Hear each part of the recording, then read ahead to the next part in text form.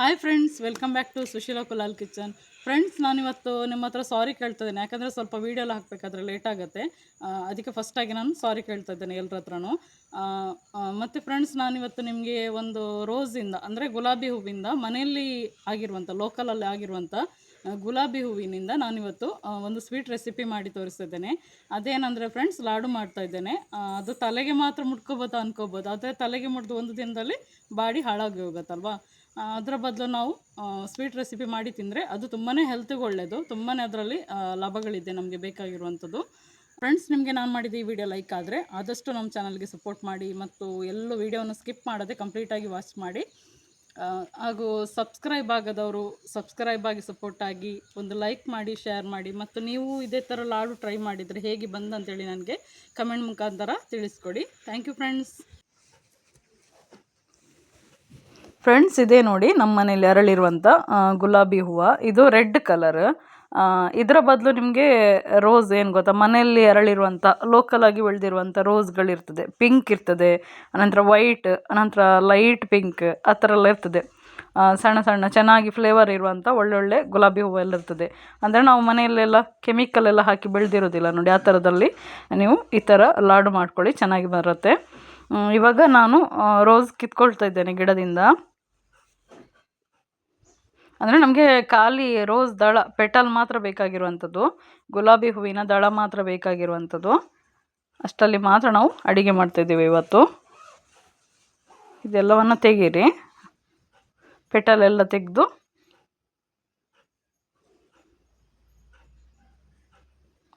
ಈ ಹೂವುಗಳೆಲ್ಲ ತುಂಬಾ ಫ್ಲೇವರ್ ಚೆನ್ನಾಗಿರುತ್ತೆ. ನಾವು ಹೊರಗಡೆ ತರುವ ಫ್ಲವರ್ಗಿಂತ, ಗುಲಾಬಿ ಹೂವಕ್ಕಿಂತ ಮನೆಯಲ್ಲಿ ಅರಳಿರುವಂಥ ಗುಲಾಬಿ ಹೂವು ಇರುತ್ತಲ್ಲ, ತುಂಬಾ ಪರಿಮಳ ಇರ್ತದೆ, ಅಷ್ಟು ಚೆನ್ನಾಗಿರುತ್ತೆ. ಹಾಗಾಗಿ ಲಾಡೆಲ್ಲ ಮಾಡ್ಕೊಂಡು ತಿಂದರೆ ತುಂಬ ಚೆನ್ನಾಗಿರುತ್ತೆ. ಅದು ಗೊತ್ತಾಗೋದಿಲ್ಲ ನಿಮಗೆ, ಯಾವ ಥರ ಲಾಡಂತಲೇ ಗೊತ್ತಾಗೋದಿಲ್ಲ, ಅಷ್ಟು ಚೆನ್ನಾಗಿ ಬರುತ್ತೆ. ಇವಾಗೆಲ್ಲ ನಾವು ರೋಸ್ ದಳ ಎಲ್ಲ ತೆಗೆದಿದ್ದೇನೆ, ಪೆಟಲ್ ತೆಗೆದಿದ್ದೇನೆ. ಇದರಲ್ಲೆಲ್ಲ ಹುಳ ಇರೋದಿಲ್ಲ, ಆದರೂ ಒಂದ್ಸಲ ತೊಳ್ಕೊಳ್ಳಿ ನೀರಲ್ಲಿ.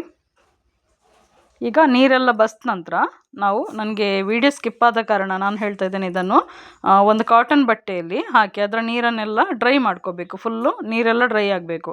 ಡ್ರೈ ಆದ ನಂತರ ನಾವು ನೋಡಿ ಈ ಥರ ರೋಸ್ ಪೆಟಲ್ಗಳನ್ನೆಲ್ಲ ಸಣ್ಣ ಸಣ್ಣ ಕಟ್ ಮಾಡ್ಕೋಬೇಕು. ಇವಾಗೆಲ್ಲ ಇದೇ ಥರ ಸಣ್ಣ ಸಣ್ಣ ಕಟ್ ಮಾಡ್ಕೊಳ್ಳಿ, ಚೆನ್ನಾಗಿರುತ್ತೆ. ಒಂದು ಚೂರು ಸಹ ನೀರು ಪಸೆ ಇರಬಾರ್ದು, ಅಷ್ಟು ಮಾಡಬೇಕು, ಚೆನ್ನಾಗಿ ಮಾಡಬೇಕು.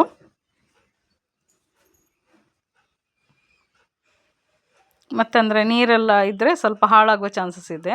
ಹಾಗಾಗಿ ಇವಾಗ ರೋಸ್ ಪೆಟಲೆಲ್ಲ ಆಯಿತು, ಕಟ್ಟಿಂಗ್ ಆಯಿತು. ಅನಂತರ ನಾನು ಖರ್ಜೂರದ ಬೀಜ ತೆಗೆದು ಅದನ್ನು ನಾನು ಸ್ವಲ್ಪ ಮಿಕ್ಸಿಗೆ ಹಾಕಿ ಗ್ರೈಂಡ್ ಮಾಡ್ತಿದ್ದೇನೆ. ಅನಂತರ ಇದು ಸ್ವಲ್ಪ ನಾನು ಏಲಕ್ಕಿ ಪೌಡ್ರು ಲಾಡ್ ಮಾಡ್ಕೊಳ್ಳಿಕ್ಕೆ ದ್ರಾಕ್ಷಿ, ಅನಂತರ ಗೋಡಂಬಿ ತಗೊಂಡಿದ್ದೇನೆ. ಇದು ನಾನು ಮನೇಲಿ ಮಾಡಿದ್ದಂಥ ತುಪ್ಪ ಸಹ ತಗೊಂಡಿದ್ದೇನೆ, ಮತ್ತು ರೋಸ್ ಪೆಟಲ್ ಸಹ ಕಟ್ಟಿಂಗ್ ಮಾಡಿ ರೆಡಿಯಾಗಿದೆ. ಇವಾಗ ಲಾಡು ಮಾಡ್ಕೊಳ್ಳೋದೆ ತುಂಬಾ ಈಸಿ ಫ್ರೆಂಡ್ಸ್, ಇದೇನಷ್ಟು ಕಷ್ಟ ಇರೋದಿಲ್ಲ. ನಾವಿವಾಗ ಸ್ಟವ್ ಆನ್ ಮಾಡಿಕೊಂಡು ಒಂದು ಬಾಣಲೆ ಇಟ್ಕೊಂಡು ಅದರಲ್ಲಿ 2 ಸ್ಪೂನಷ್ಟು ತುಪ್ಪ ಹಾಕ್ಕೊಂಡಿದ್ದೇನೆ. ಇಷ್ಟು ತುಪ್ಪ ಸಾಕಾಗತ್ತೆ, ಕರೆಕ್ಟ್ ಆಗುತ್ತೆ ಇದಕ್ಕೆ ಲಾಡಿಗೆ. ನೀವು ಯಾವುದಾದ್ರೂ ಡ್ರೈ ಫ್ರೂಟ್ಸ್ ಹಾಕ್ಕೊಳ್ಳಿ ಮನೆಯಲ್ಲಿರುವಂಥದ್ದು. ನಾನು ಗೋಡಂಬಿ ಮತ್ತು ದ್ರಾಕ್ಷಿ ಹಾಕ್ಕೊಂಡಿದ್ದೇನೆ. ಈ ಮಿಡ್ಲಲ್ಲಿ ಗೋಡಂಬಿ ಎಲ್ಲ ಸಿಗ್ತಾಯಿದ್ರೆ ಚೆನ್ನಾಗಿರುತ್ತೆ ತಿನ್ನಲಿಕ್ಕೆ. ಡ್ರೈ ಫ್ರೂಟ್ಸ್ ಏನಾದರೂ ಹಾಕ್ಕೊಳ್ಬೋದು ನಾವು, ಬಾದಾಮಿ ಹಾಕ್ಕೊಬೋದು, ಪಿಸ್ತಾ. ಅನಂತರ ಇವಾಗ ಸ್ವಲ್ಪ ಗೋಡಂಬಿ ಲೈಟ್ ಬ್ರೌನ್ ಆದಾಗ ನಾವು ರೋಸ್ ಪೆಟಲ್ ಸ್ವಲ್ಪ ಕಟ್ಟಿಂಗ್ ಮಾಡಿದ ರೋಸ್ ದಳಗಳು, ಅನಂತರ ಸ್ವಲ್ಪ ದ್ರಾಕ್ಷಿ ಹಾಕ್ಕೊಳ್ತಾ ಇದ್ದೇನೆ ನೋಡಿ. ಇವಾಗ ಸ್ವಲ್ಪ ಲೈಟ್ ಕಲರ್ ಚೇಂಜ್ ಆಗಿದೆ. ಅಷ್ಟಂತ ನಂತರ ನಾನಿವಾಗ ರುಬ್ಕೊಂಡಿರುವಂಥ ಇದು ಖರ್ಜೂರದ ಪೇಸ್ಟ್ ಇದೆ ನೋಡಿ, ಅದನ್ನು ಹಾಕ್ತಾಯಿದ್ದೇನೆ. ಇವಾಗ ಸ್ವಲ್ಪ ಬಿಸಿ ಆದರೂ ಸಾಕು, ಖರ್ಜೂರದ ಪೇಸ್ಟ್ ಆದಾಗ ಸ್ವಲ್ಪ ಅಂಟು ಬರ್ತದೆ. ಅಂದರೆ ನಮಗೆ ಬೆಲ್ಲ ಅಗತ್ಯ ಇರೋದಿಲ್ಲ. ಬೇಕಂದರೆ ನೀವು ತುಂಬ ಜಾಸ್ತಿ ಮಾಡ್ತೀರಂದರೆ ಲಾಡೆಲ್ಲ, ಆವಾಗ ಬೆಲ್ಲ ಅಗತ್ಯ ಇದ್ದರೆ ಸ್ವಲ್ಪ ಪಾಕ ಮಾಡಿ ಹಾಕ್ಕೊಳ್ಬೋದು, ಚೆನ್ನಾಗಿರುತ್ತೆ. ಅಂದರೆ ನಮಗೆ ಖರ್ಜೂರದಲ್ಲೇ ಸ್ವೀಟ್ ಇರ್ತದೆ ಆಲ್ಮೋಸ್ಟ್ ಆಗಿ. ಮತ್ತು ಸ್ವಲ್ಪ ಏಲಕ್ಕಿ ಪೌಡ್ರ್ ಹಾಕ್ಕೊಂಡು ಪೌಡ್ರ್ ಮಾಡಿ ಹಾಕ್ಕೊಳ್ತಾ ಇದ್ದೇನೆ. ಅನಂತರ ನೋಡಿದ್ದೆ ಇವಾಗ ಬಿಸಿ ಇದೆ, ಸ್ವಲ್ಪ ನೋಡಿಕೊಂಡು ನಾವು ಸ್ವಲ್ಪ ಮಸಾಜ್ ಮಾಡಿ ಅಲ್ಲಿಗೆ ಶೇಪ್ ಮಾಡುವ. ಒಂದ್ಸಲಿ ಎಲ್ಲವನ್ನು ಮಿಕ್ಸಿಂಗ್ ಮಾಡುವ, ಡ್ರೈ ಫ್ರೂಟ್ಸ್ ಎಲ್ಲ ಖರ್ಜೂರದ ಪೇಸ್ಟಿಗೆ ಅಂಟಬೇಕು.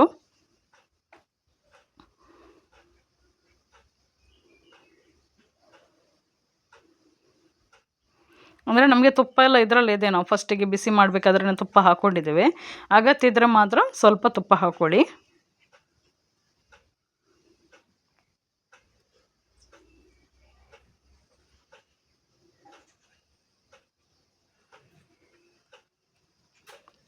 ನೋಡಿ ಇವಾಗ ಉಂಡೆ ರೆಡಿಯಾಗಿದೆ. ನನಗೆ ಬಿಸಿ ಕರೆಕ್ಟ್ ಆಯಿತು, ಸೆಟ್ ಮಾಡಿ ಆಯಿತು.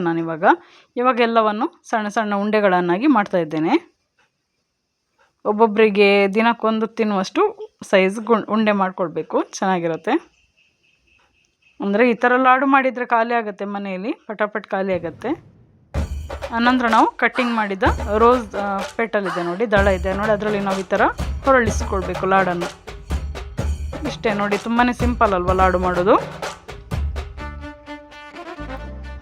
ಅದು ಫ್ಲೇವರ್ ಮಾತ್ರ ಫಸ್ಟ್ ಕ್ಲಾಸ್ ಆಗಿರುತ್ತೆ, ಲೈಟ್ ಫ್ಲೇವರ್ ಇರುತ್ತೆ, ಅಷ್ಟು ಚೆನ್ನಾಗಿರುತ್ತೆ ತಿನ್ನುವಾಗ. ಹೊಟ್ಟೆಗೂ ಖುಷಿಯಾಗುತ್ತೆ ಮತ್ತು ಮೂಗಿಗೂ ಚೆನ್ನಾಗಿ ಖುಷಿಯಾಗುತ್ತೆ, ಕಣ್ಣಿಗೂ ಖುಷಿಯಾಗುತ್ತೆ ಈ ಲಾಡು ಮಾಡಿಕೊಂಡ್ರೆ, ಮತ್ತು ತಿಂದರೂ ಖುಷಿಯಾಗುತ್ತೆ.